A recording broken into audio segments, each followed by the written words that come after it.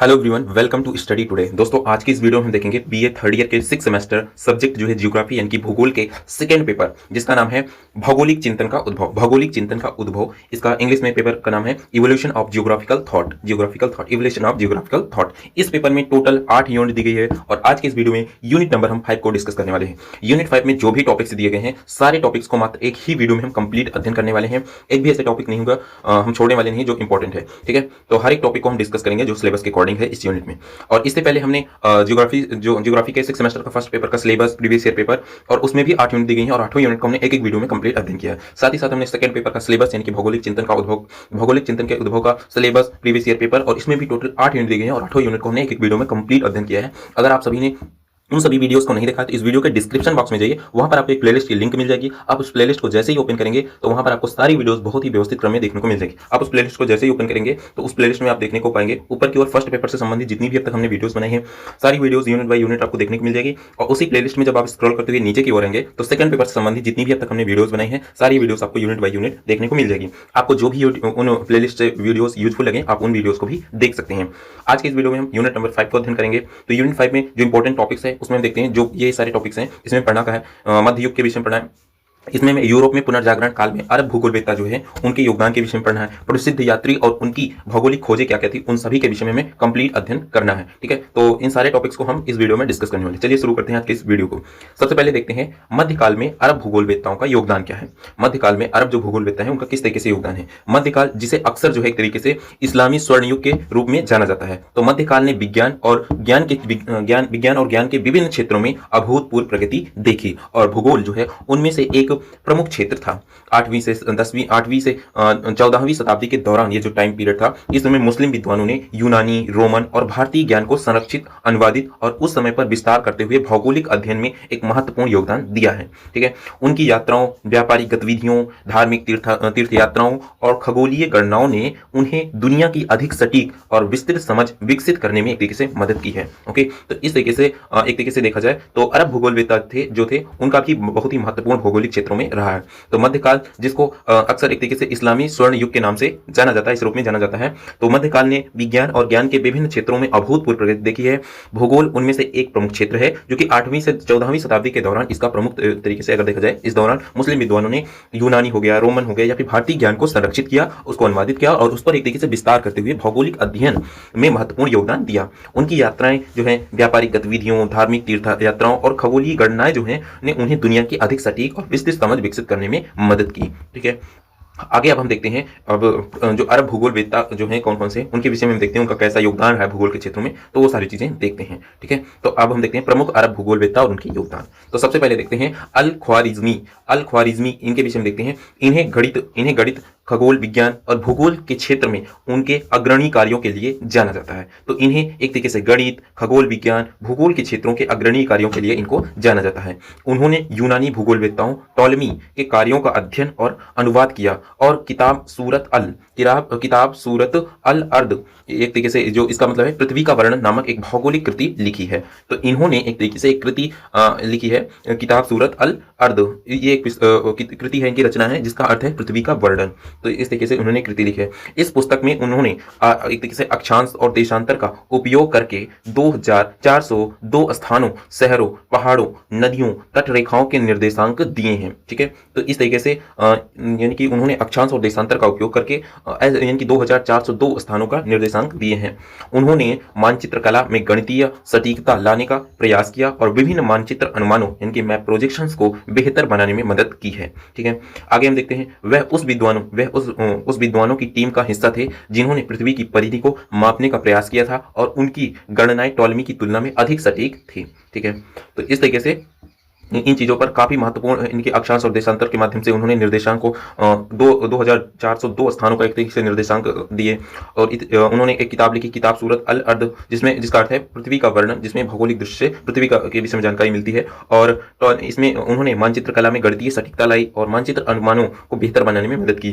तो इस तरीके से उन्होंने यानी कि जो अल ख्वारिज़मी है, इन्होंने किस तरीके से भूगोल में योगदान दिया, ये सारी चीज़ें देखा। आगे हम अब देखते हैं अल मसूदी के विषय में देखते हैं। इन्होंने किस तरीके से एक तरीके से भूगोल के क्षेत्र में योगदान दिया, तो इन्हें अरबों का हेरोडोटस कहा जाता है। इन्हें अरबों का हेरोडोटस कहा जाता है क्योंकि उन्होंने इतिहास और भूगोल दोनों में महत्वपूर्ण योगदान दिया है। उनकी सबसे प्रसिद्ध कृतियां जो हैं, उसमें सबसे प्रमुख कृतियों में मुरूज अल जहब जो है, ये उनकी प्रमुख कृति है, जिसका अर्थ है सोने के चारागाह। और उनका जो दूसरा कृति है किताब अल तनबीह व इसी तरीके से अल इसराफ, ये जो है इनकी कृति है, इसका अर्थ है चेतावनी और संशोधन की पुस्तक। ठीक है, ये है। तो इस तरीके से इनकी ये प्रमुख कृतियां हैं। इसी तरीके से अल मसूदी ने व्यापक यात्राएं की, जिनमें फारस, भारत, श्रीलंका, चीन, पूर्वी अफ्रीका और स्पेन शामिल थे। तो इस तरीके से इन क्षेत्रों में, इन प्रदेशों में, इन देशों में इन्होंने अल मसूदी ने यात्राएं की और उसमें एक तरीके से इनके कृतियों में भौगोलिक क्षेत्रों का वर्णन मिलता है। उन्होंने जलवायु विज्ञान, समुद्र विज्ञान, भूविज्ञान पर महत्वपूर्ण अवलोकन किए। उन्होंने बताया कि समुद्र में ज्वार भाटा चंद्रमा और सूर्य की गुरुत्वाकर्षण शक्ति के कारण होता है। ठीक है, तो इस तरीके से किस तरीके से देख रहे हैं ना, धीरे धीरे जो भूगोल है उसमें एक महत्वपूर्ण योगदान होता जा रहा है। उन्होंने जलवायु पर मानव गतिविधियों के प्रभाव और विभिन्न क्षेत्रों की वनस्पति और जीव जंतुओं का भी वर्णन किया है। तो उन्होंने जलवायु पर मानव गतिविधियां के प्रभाव और विभिन्न क्षेत्रों की वनस्पति और जीव जंतुओं का भी वर्णन किया है।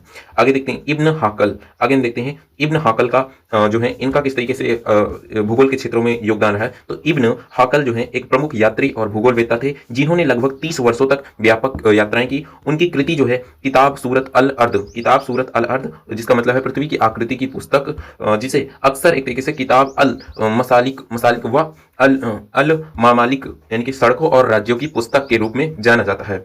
अपने समय का एक महत्वपूर्ण भौगोलिक ग्रंथ है ये, और यह पुस्तक उनके व्यक्तिगत अनुभवों और अवलोकनों पर आधारित है, जिनमें मुस्लिम जगत के विभिन्न क्षेत्रों का विस्तृत वर्णन, उनके आर्थिक पहलू और व्यापार मार्ग शामिल हैं।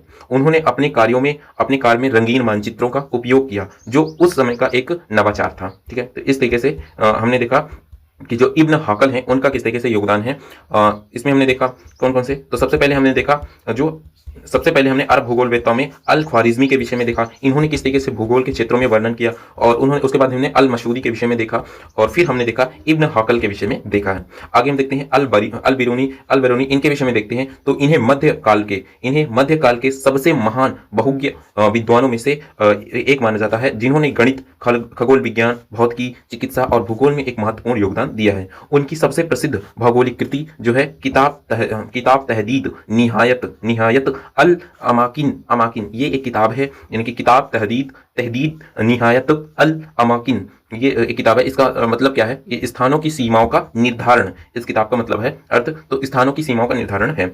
और अल बिरूनी ने पृथ्वी की परिधि को अत्यंत सटीकता से मापा है, जो उनकी गणितीय प्रतिभा का एक तरीके से प्रमाण है। उन्होंने एक पहाड़ी की ऊंचाई का उपयोग करके यह गणना की। ठीक है, किस चीज की, पृथ्वी की परिधि को अत्यंत सटीकता से मापा है, जो उनकी गणितीय प्रतिभा का प्रमाण है। उन्होंने एक पहाड़ी की ऊंचाई का उपयोग करके यह गणना की। उन्होंने अक्षांश और देशांतर को मापने के लिए कई विधियों का विकास किया।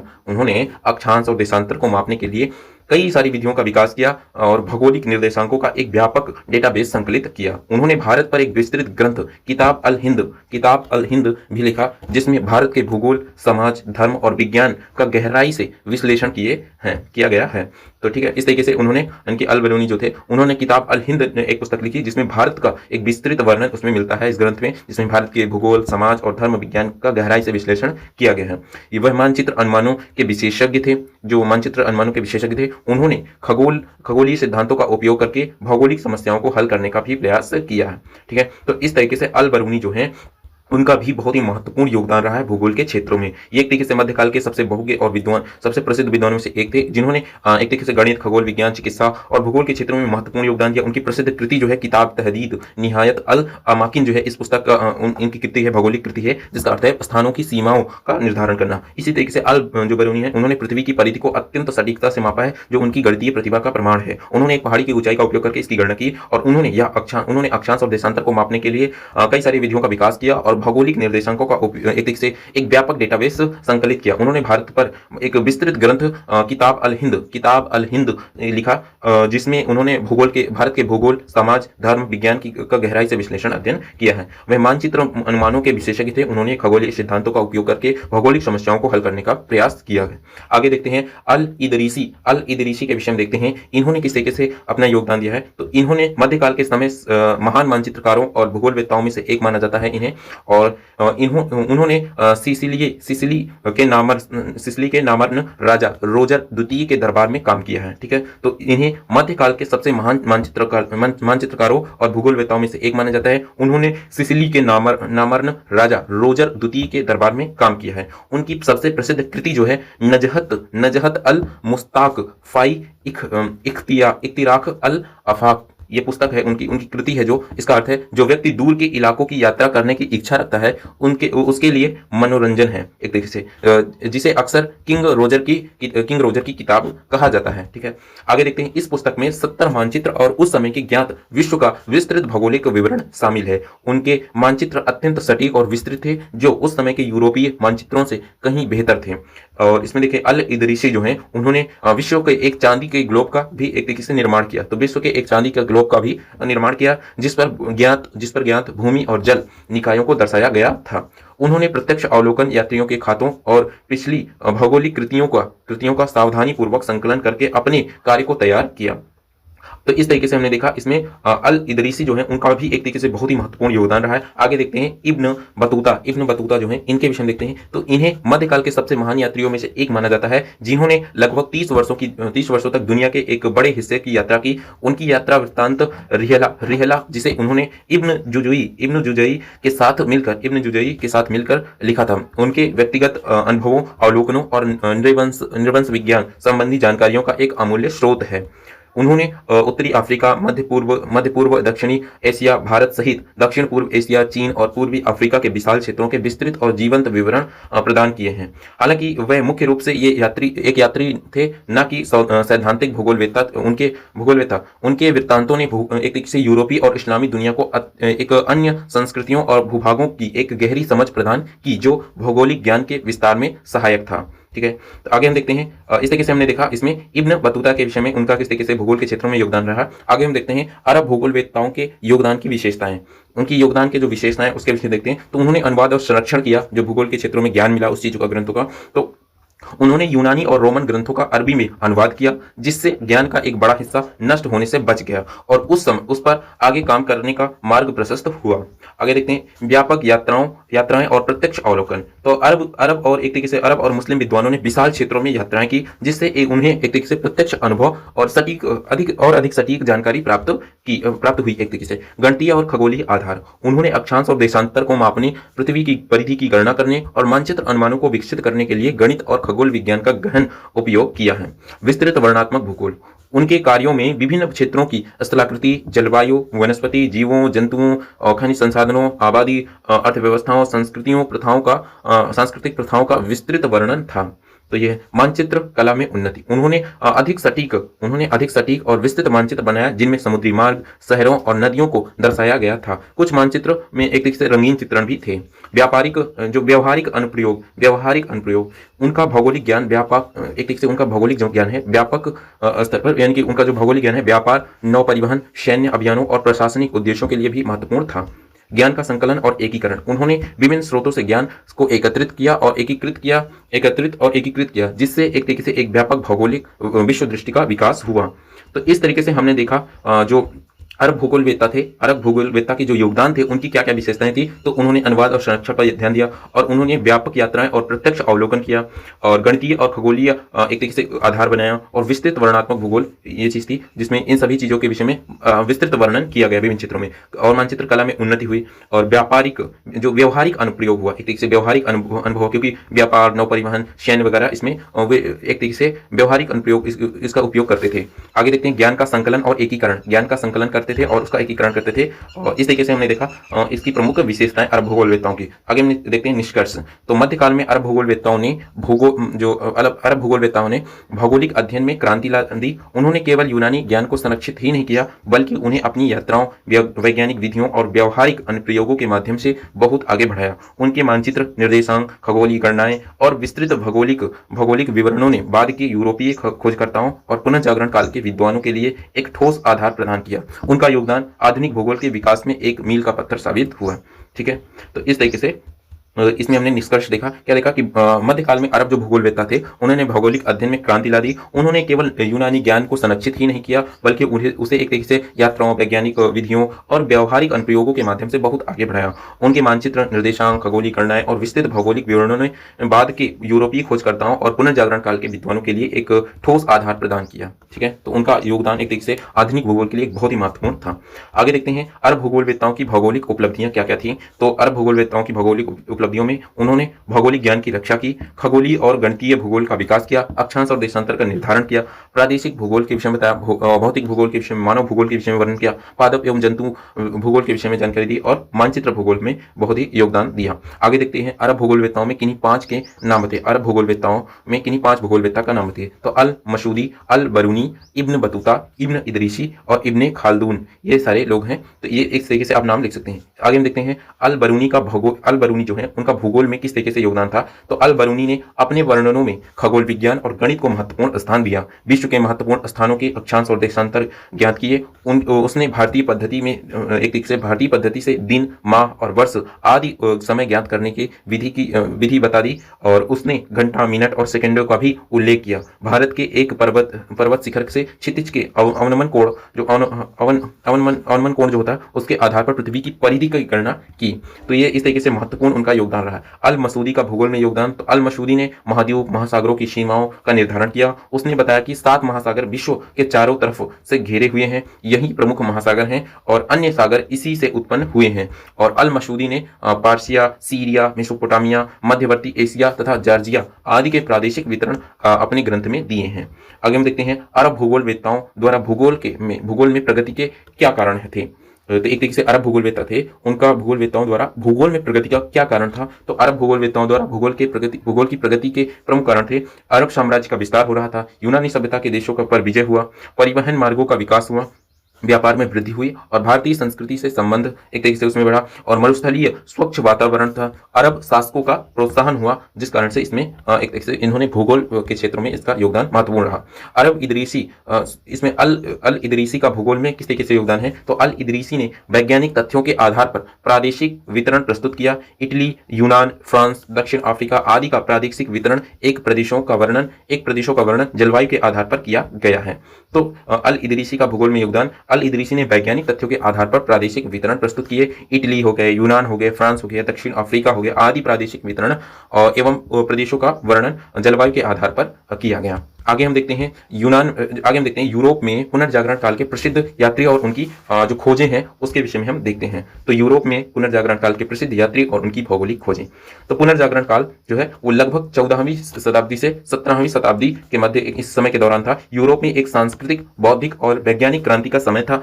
इस दौरान एक तरीके से ज्ञान, कला और विज्ञान में नई सोच, दृष्टिकोण विकसित हुए। इस काल में भौगोलिक खोजों ने भी एक महत्वपूर्ण भूमिका निभाई, जिसने दुनिया के बारे में यूरोपीय लोगों की समझ को पूरी तरह से बदल दिया।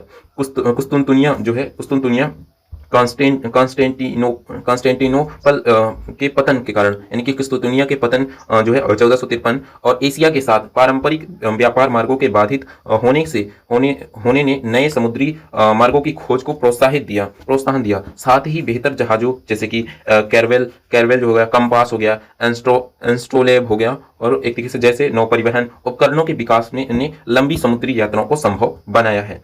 तो इस युग की सबसे महत्वपूर्ण विशेषता खोजों का युग था, जिसके दौरान यूरोपीय नाविकों ने अनजाने क्षेत्रों में यात्राएं की और नए महाद्वीपों, समुद्री मार्गों और संस्कृतियों का पता लगाया। तो इस तरीके से तो पुनः एक बार हम देख लेते हैं जो यूरोप में पुनर्जागरण काल के प्रसिद्ध यात्री और उनकी भौगोलिक खोजें उसके विषय में देखते हैं। तो पुनर्जागरण जो काल है ये 14वीं शताब्दी से 17वीं शताब्दी के मध्य चला। यूरोप में एक प्रसिद्ध एक सांस्कृतिक, बौद्धिक और वैज्ञानिक क्रांति का समय था। इस दौरान ज्ञान और कला विज्ञान में नई सोच और दृष्टिकोण विकसित हुई और इस काल में भौगोलिक खोजों ने भी एक महत्वपूर्ण भूमिका निभाई, जिसने दुनिया के बारे में यूरोपीय लोगों की समझ को पूरी तरह से बदल दिया।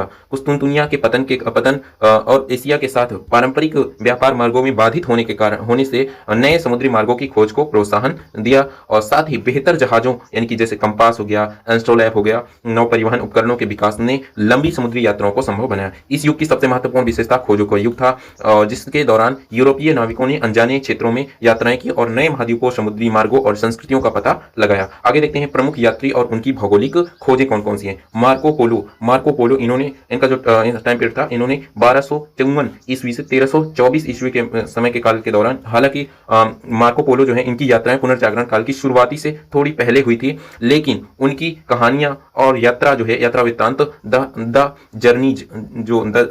जर्नीज ऑफ मार्को पोलो ने पुनर्जागरण काल के खोजकर्ता को पूर्व की ओर जाने के लिए प्रेरित किया।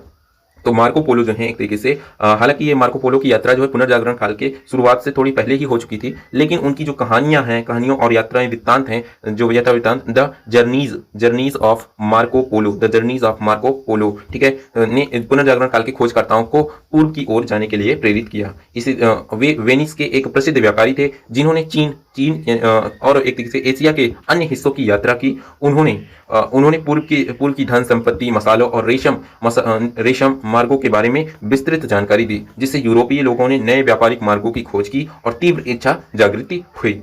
ठीक है, तो ये चीजें हैं। तो एक तरीके से जो मार्को पोलो है वे वेनिस के एक व्यापारी थे, जिन्हें चीन और एशिया के अन्य हिस्सों की यात्रा की, और उन्होंने पूर्व की धन संपत्ति और मसालों, एक तरीके से रेशम मार्गों के बारे में विस्तृत जानकारी दी, जिससे यूरोपीय लोग ने एक तरीके से नए व्यापारिक मार्गों की खोज की और तीव्र इच्छा जागृत की। आगे देखते हैं हेनरी द नेविगेटर, इनके विषय में देखते हैं। तो इन्होंने पुर्तगाल के राजकुमार हेनरी द नेविगेटर ने सीधे तौर पर कोई बड़ी खोज यात्रा नहीं की, लेकिन उन्होंने समुद्री खोजों को भारी प्रोत्साहन और वित्त पोषण प्रदान किया। उन्होंने पुर्तगाल के सैग्रेस में एक नौ परिवहन विद्यालय और वेधशाला की स्थापना की, जहां नाविकों और मानचित्रकारों और खगोलविदों ने मिलकर एक तरीके से काम किया, और उनके प्रयासों से पुर्तगाली नाविकों ने अफ्रीका के पश्चिमी तट के साथ धीरे धीरे आगे बढ़ना शुरू किया, जिससे बाद में भारत पहुंचने का एक तरीके से समुद्री मार्ग संभव हुआ। उन्होंने नौ परिवहन तकनीकियों में सुधार किया और अफ्रीकी तटों के मानचित्रण को एक तरीके से बढ़ावा दिया।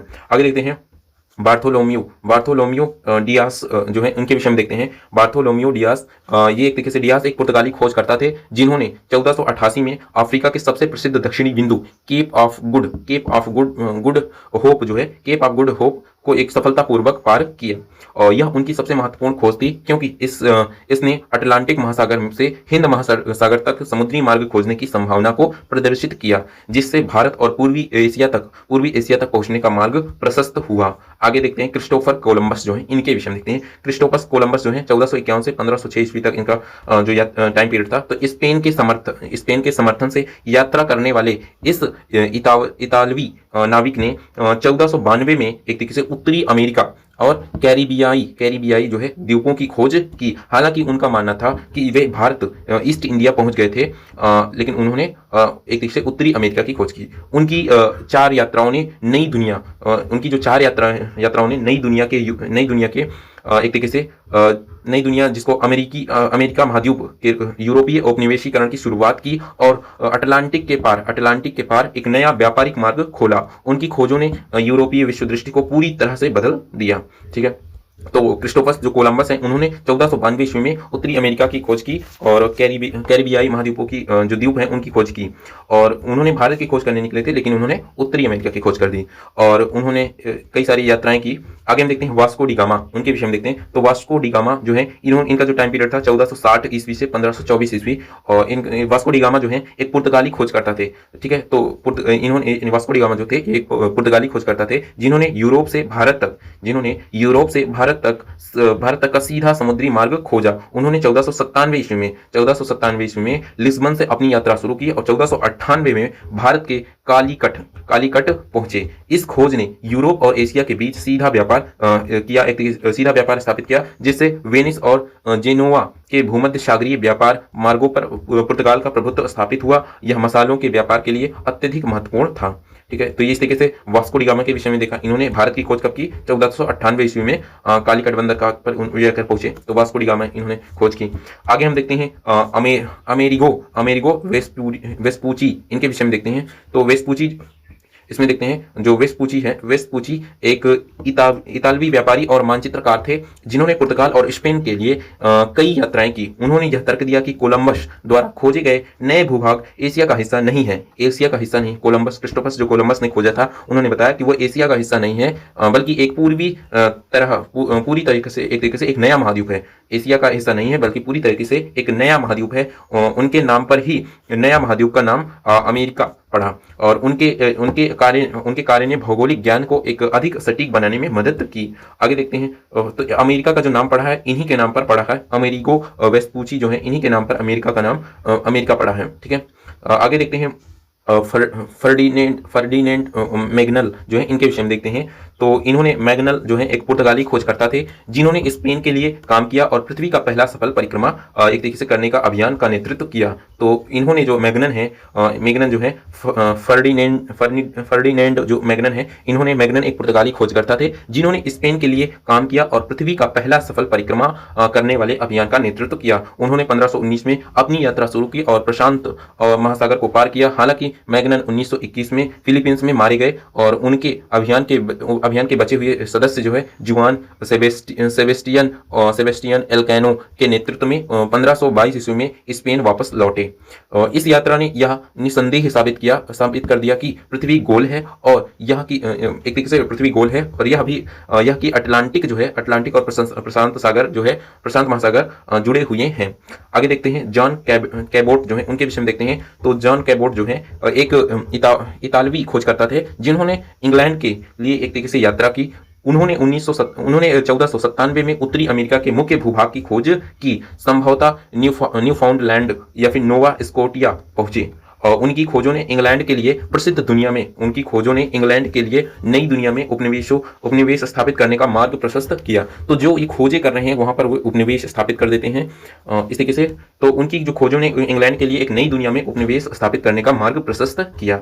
आगे देखते हैं, तो इस तरीके से हमने देखा प्रमुख जो है जो एक तरीके से यात्रा किए, जिन्होंने इनकी समुद्री यात्राओं की खोज की, जो समुद्री मार्गों की खोज की, उनमें हम देखा। तो प्रमुख यात्री और भौगोलिक खोजों में सबसे पहले हमने देखा मार्को पोलो के विषय में देखा। उसके बाद हेनरी द नेविगेटर के विषय में देखा। उसके बाद हमने बार्थोलोम्बियो डियास के विषय में देखा। उसके बाद हमने क्रिस्टोफर कोलंबस के विषय में देखा। इन्होंने 1492 ईस्वी में अमेरिका की खोज की, उत्तरी अमेरिका की। वास्को डी गामा जो है, इन्होंने 1498 ईस्वी में भारत की खोज की। तो आगे हम देखते हैं अमेरिको वेस्पूची जो है, इन्होंने एक तरीके से इन्हीं के नाम पर एक अमेरिका का नाम पड़ा, क्योंकि क्रिस्टोफर जो कोलंबस है, उन्होंने भारत की खोज करने निकले थे, लेकिन वो पहुंच गए उत्तरी अमेरिका के क्षेत्रों में। आगे देखते हैं फर्डिनेंड मैग्नन जो है, इनके विषय में हमने देखा। आगे हम देखते हैं इसमें हमने देखा जॉन कैबोट के विषय में देखा। इस तरीके से हमने प्रमुख जो एक तरीके से प्रमुख जो भूगोलवेत्ता थे, जो यात्रा पर निकले, जो समुद्री खोज करने निकले थे, उनके विषय में हमने देखा। तो आगे हम देखते हैं भौगोलिक खोजों का प्रभाव क्या पड़ा, इन खोजों से क्या प्रभाव पड़ा दुनिया भर में, विश्व भर में, तो उसके विषय में अब हम देखते हैं। तो भौगोलिक खोजों का प्रभाव, तो विश्व मानचित्रों में सुधार हुआ। इन यात्राओं के कारण नए महाद्वीप, महासागरों और तटरेखाओं की पहचान हुई, जिससे विश्व के मानचित्रों में अभूतपूर्व सुधार हुआ। गेरार्डस मार्केटर जो है जैसे मानचित्रकारों ने नए अनुमानों का विकास किया, जिससे नौ परिवहन के लिए अधिक सटीक मानचित्र बनाना संभव हुआ। इसी तरीके से भौगोलिक ज्ञान का विस्तार हुआ। यूरोपीय लोगों को दुनिया के विभिन्न जलवायु क्षेत्रों, वनस्पतियों, जीवों और संस्कृतियों के बारे में विस्तृत जानकारी मिली। आगे देखते हैं व्यापार मार्गों का पुनर्गठन। यूरोपीय व्यापार का केंद्र भूमध्य सागर से अटलांटिक महासागर में स्थानांतरित हो गया, और मसालों, रेशम और अन्य एशियाई वस्तुओं के नए समुद्री मार्ग स्थापित हुए, और नई दुनिया से आलू, टमाटर, मक्का और तंबाकू आदि जैसी फसलें यूरोप आई। तो इस तरीके से व्यापार मार्गों का पुनर्गठन हुआ। ये भी प्रमुख एक तरीके से इसका प्रभाव था। तो इसमें हमने देखा विश्व के मानचित्र में सुधार हुआ, भौगोलिक ज्ञान का विस्तार हुआ और व्यापार मार्गों का पुनर्गठन हुआ और उपनिवेशीकरण और साम्राज्यवाद को बढ़ावा मिला। तो खोजों के युग ने यूरोपीय शक्ति को एक नए क्षेत्रों पर दावा करने और विशाल उपनिवेशवादी साम्राज्य स्थापित करने का अवसर दिया, जिससे विश्व इतिहास की दिशा बदल गई। एक तरीके से इससे विश्व इतिहास की दिशा ही बदल गई। आगे देखते हैं वैज्ञानिक क्रांति को प्रोत्साहन। तो वैज्ञानिक क्रांति को भी प्रोत्साहन मिला। इन यात्राओं ने एक तरीके से खगोल विज्ञान, गणित और नौ परिवहन विज्ञान में आगे के शोध को प्रोत्साहित किया, जिससे वैज्ञानिक क्रांति को बढ़ावा मिला। आगे देखते हैं यूरोपीय विश्व दृष्टि का परिवहन, इसके विषय में देखते हैं। तो यूरोपीय लोगों की दुनिया के बारे में धारणाएं विस्तृत हुई और उन्होंने अपनी पारंपरिक विश्व दृष्टि से बाहर निकलकर एक व्यापक और विविध दुनिया को समझना शुरू किया। पुनर्जागरण काल जो है आप देखते हैं इसमें, तो इस तरीके से हमने देख लिया जो है इसकी प्रमुख विशेषताएं हमने देखा, जो इसके प्रमुख प्रभाव पड़े। भौगोलिक खोजों का जो प्रमुख प्रभाव पड़ा, विश्व मानचित्र में सुधार हुआ, भौगोलिक ज्ञान के विस्तार हुआ, व्यापार मार्गों का पुनर्गठन हुआ और उपनिवेशीकरण और साम्राज्यवाद में विस्तार हुआ और वैज्ञानिक क्रांति को प्रोत्साहन मिला और यूरोपीय विश्व दृष्टि का परिवर्तन हुआ। इस तरीके से हमने देखा इसके भौगोलिक खोजों के प्रमुख प्रभाव। आगे हम देखते हैं पुनर्जागरण काल के इन यात्रियों ने न केवल नए भूभागों की खोज की, मार्गों की खोज की, बल्कि उन्होंने मानव ज्ञान की सीमाओं को भी आगे बढ़ाया। उनकी खोजों ने आधुनिक भूगोल, विश्व अर्थशास्त्र, जो विश्व अर्थव्यवस्था और भू राजनीति की भी नींव रखी। तो इस तरीके से हमने देखा पुनर्जागरण काल के विषय में कैसे इसमें जो यात्रियों ने कैसे समुद्री मार्गों की खोज की, तो सारी चीजें हमने देखा। आगे हम देखते हैं कुछ क्वेश्चंस इसमें हम देखते हैं यूरोप का कौन सा समय पुनर्जागरण काल एक तरीके से माना जाता है। तो यूरोप में 13वीं शताब्दी से 17वीं शताब्दी का जो समय था पुनर्जागरण काल माना जाता है। यूरोप में यात्रा युग या फिर खोज युग किस काल को और क्यों कहा जाता है? जो यात्रा युग है या फिर खोज युग किस कारण से इस काल को कहा जाता है और किस काल को और क्यों कहा जाता है? तो एक तरीके से यूरोप में जो पुनर्जागरण काल है, काल में लोगों में बौद्धिक जागृति पैदा हुई, तो पृथ्वी के विभिन्न महाद्वीपों और महासागरों के बारे में अधिकाधिक तथ्य एकत्रित करने की आवश्यकता पर बल दिया जाने लगा। इसी संदर्भ में विभिन्न महाद्वीपों, महासागरों, सागरों आदि की खोज तथा विभिन्न नवीन खोजें हुई। इसीलिए इस युग को यात्रा युग या फिर खोज युग भी कहा जाता है।